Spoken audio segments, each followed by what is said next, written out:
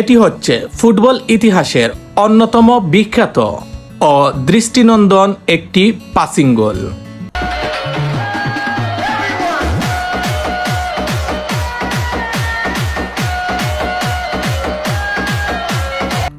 এটি ছিল Spanish club Real Madrid ও Scottish club Celtic এর মধ্যকার ম্যাচের একটি গোল।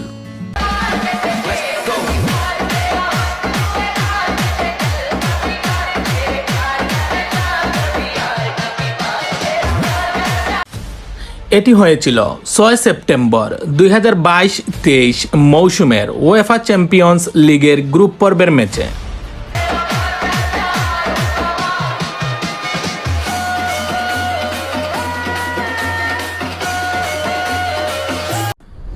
এই গোলটি সম্পন্ন হওয়ার আগে রিয়াল মাদ্রিদের প্লেয়াররা 33টি পাস নিজেদের মধ্যে আদান প্রদান করেছিল।